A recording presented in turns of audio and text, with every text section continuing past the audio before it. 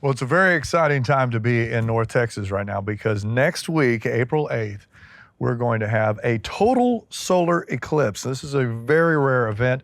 Everyone is excited about it. Everyone has a ton of questions about it. And so we decided to bring in two astronomers to tell us everything we need to know about this eclipse. How rare is it? How awesome is it? What should we look for?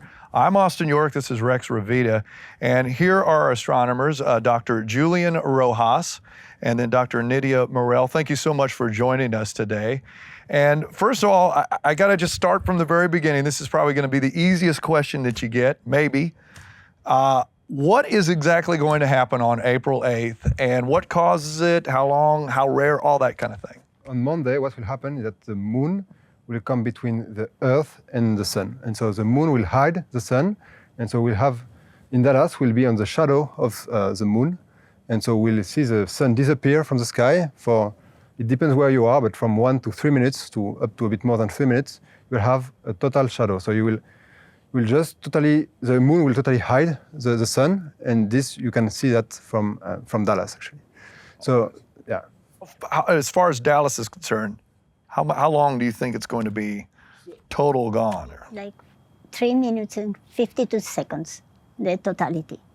The whole thing will last more than 2 hours since the moon starts hiding the sun until it goes the other way. But the totality will be like almost 4 minutes, 3:52 seconds. And this is a moment where you can look at the sun without any protection. And see the corona, which is the outer atmosphere of the sun, and also see the planets because it turns night. So that's the really exciting part. It's amazing. So with celestial events, people, they hear once in a lifetime event a lot, and they sort of just shrug it off, and they're like, you say that about every space event. What makes this a truly once in a lifetime event? Solar eclipses happen like 2 times a year.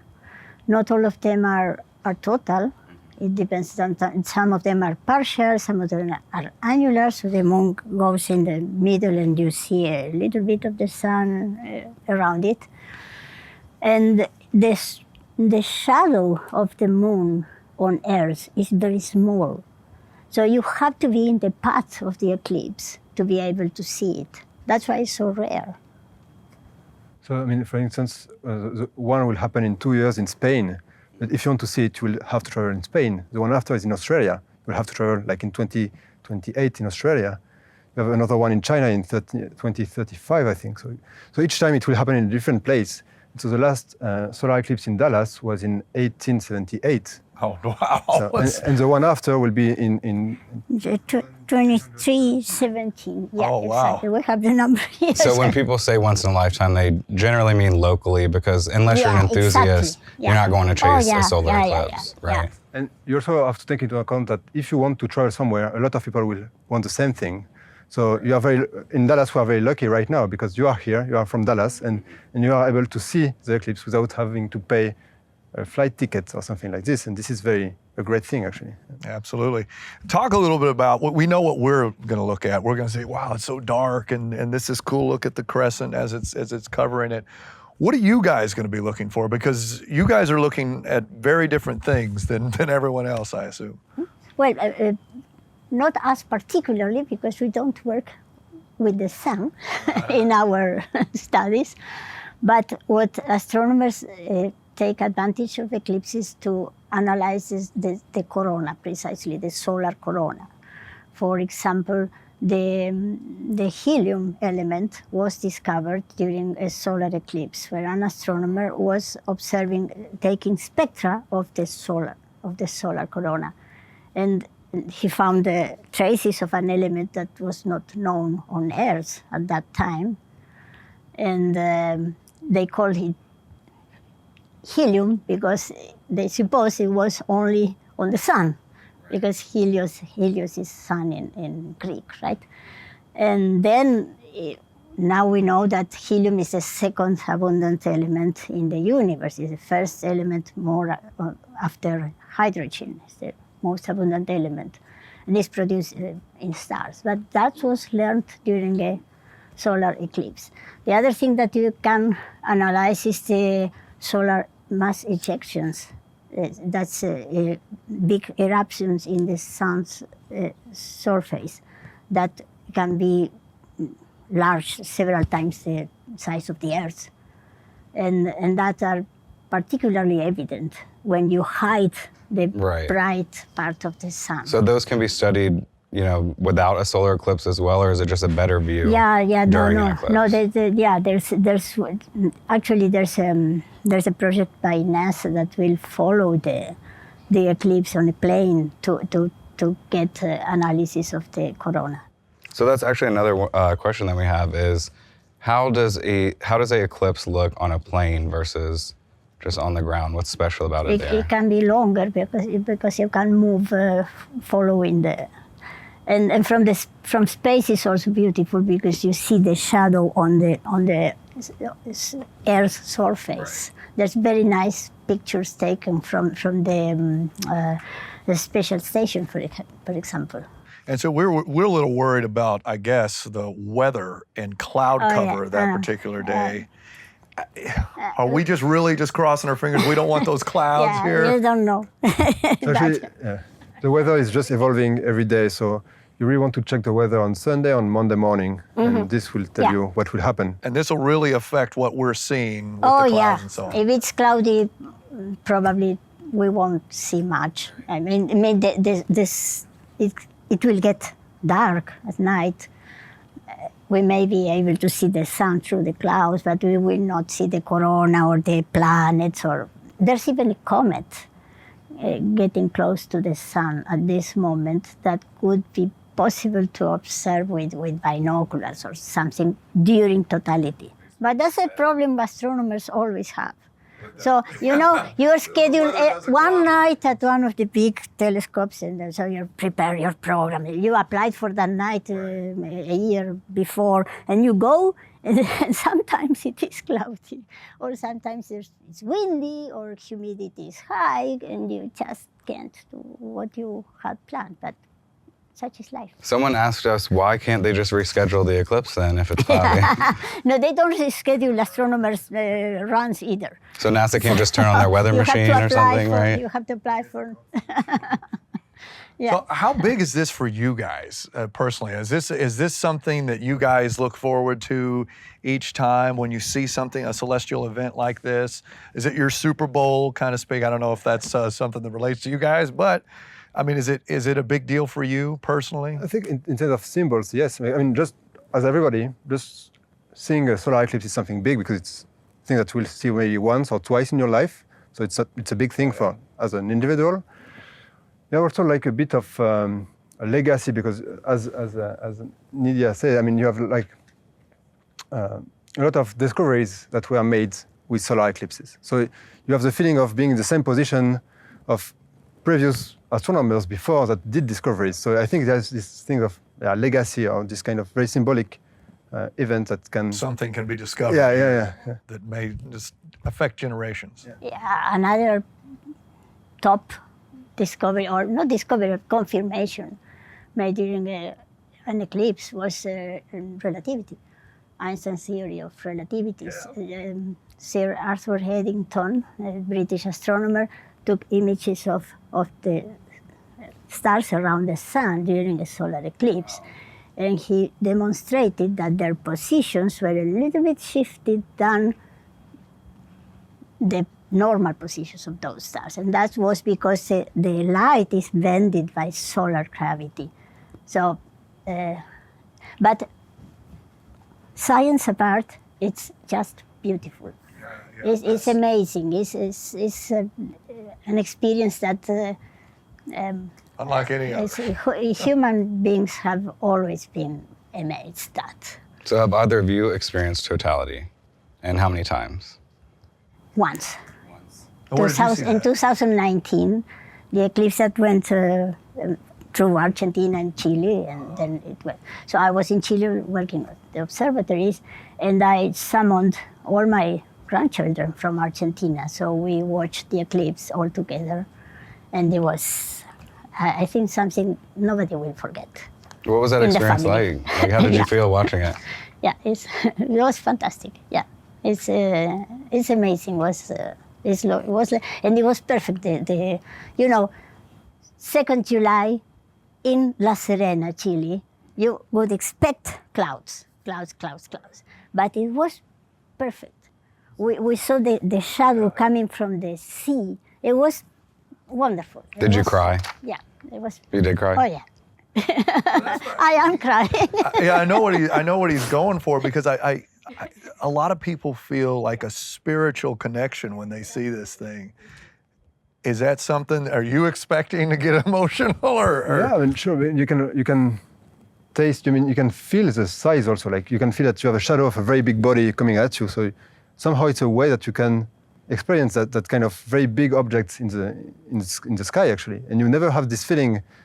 Because it's very hard to feel that actually the moon is very big. It's a very big object, and during a solar eclipse, you can feel that because you are feeling the direct consequence of just the shadow of the moon. And yeah, I think you have some very strong feeling in that moment. So Is this similar to how, I mean, on a much grander scale, you're at the pool and then a storm cloud rolls in and you feel the temperature drop and the sun just stops and you just feel the atmosphere changing, except it's the moon blocking the sun. Yeah, Like, yeah. on a much grander and you scale, see the obviously. birds go into the trees because animals believe it's night.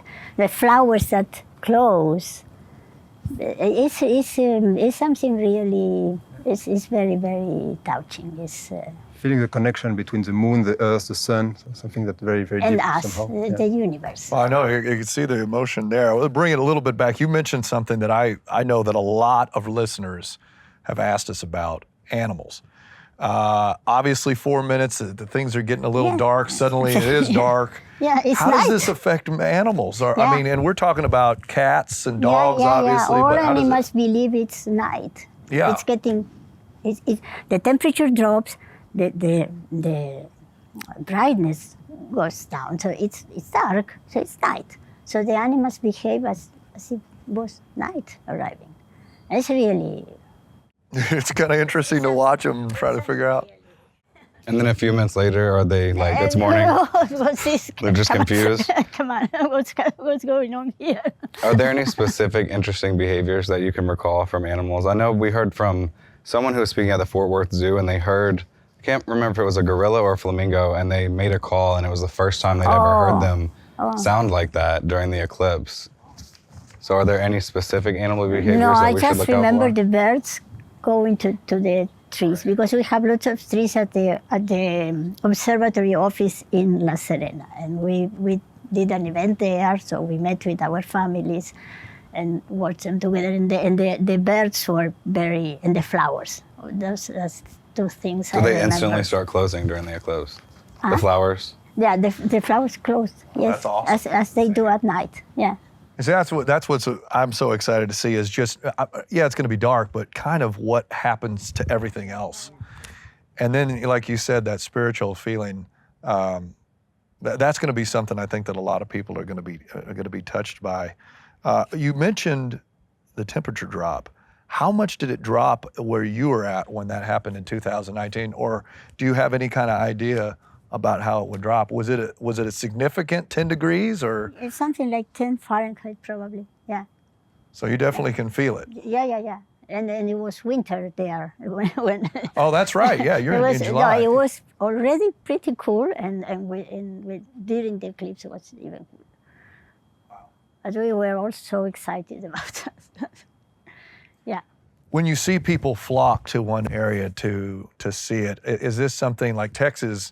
We're seeing these small towns being inundated, Ennis, Texas especially, inundated with people. Is this something that you've experienced in other parts of the country or world? I mean, do people flock to that area? Yeah, We got to see this? Yeah. So you guys are aware of the overview effect, correct? That astronomers or astronauts experience when they're flying into space. They sort of see Earth, and it reminds them of how fragile human life is. People report that when they're experiencing totality, it has a similar profound effect on them, and they sort of zoom out and see that we are just a tiny speck and this just huge shadow, as you guys were talking about. Can you talk more about why this has an effect like that on humans, similar to the overview effect? I don't think I can speak about science. Like scientifically, I don't know what are the process of these thoughts coming, but just I think when you study astronomy or like solar system objects, you can see that we are dealing with distances that are really, really huge. And so you realize, you come to the realization that actually we are a very small planet in a very big solar system, and the solar system is a very small system in a very big galaxy, and the galaxy is lost somewhere in the universe. And so you just have a sense of how small we are, and so it's like like we studied like 10 years before to start to work, so it's a slow process of just realizing that we are a very small thing. So I think somehow we experience that on a very, very slow. It's a very slow process of just realizing that we are a tiny part of the universe, and I think like these kind of events can be much more brutal in that sense, that you are facing something very brutal about how small we are, and Very eye-opening, so to speak. And also there is a coincidence that the between the apparent size of the moon and the sun, because otherwise we wouldn't have total eclipses.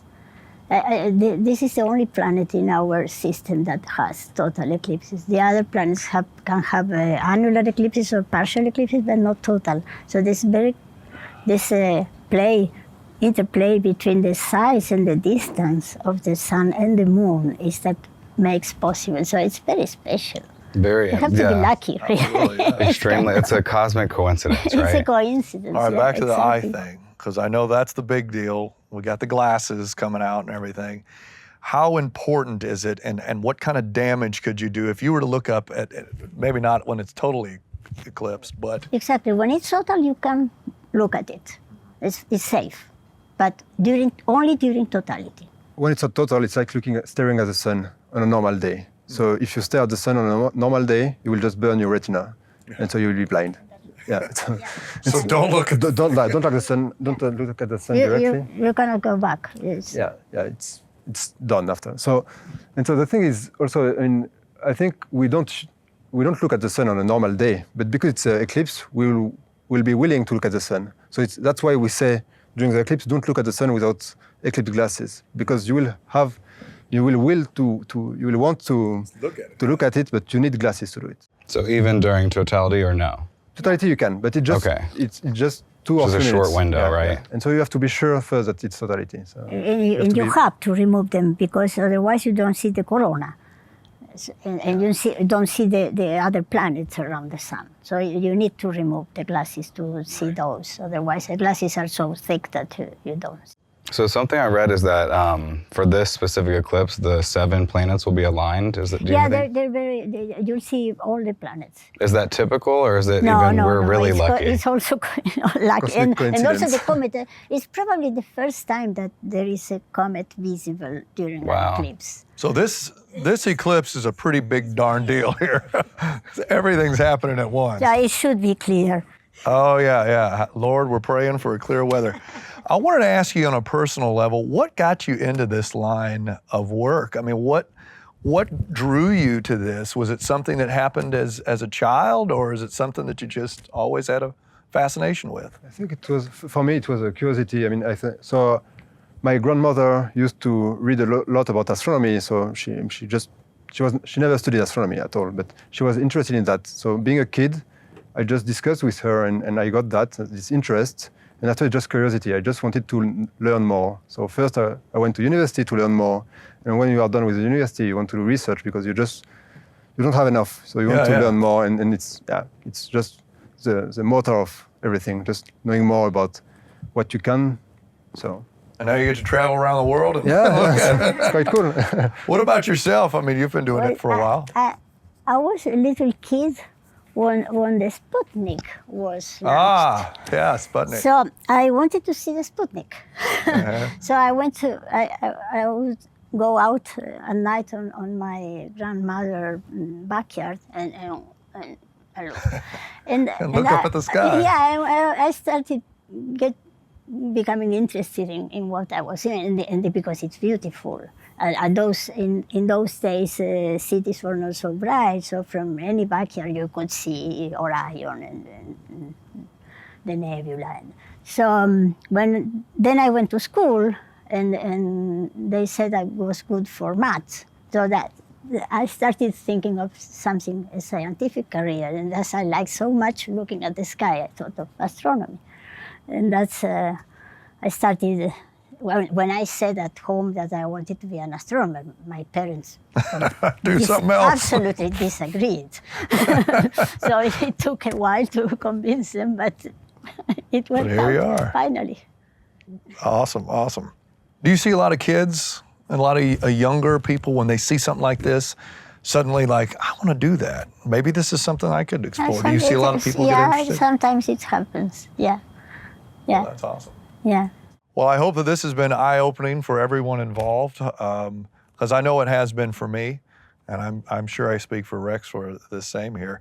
Again, April 8th is when it's going to happen. For Dallas-Fort Worth, I think it's around, what, 140? 140 is the total. The total 140 eclipse. total. Okay, so 140. Like I said, we're praying. We don't want any clouds. We want clear skies. Want to see all those planets align. Again, Austin York, Rex Rivera, thank you so much for joining us here today for this discussion.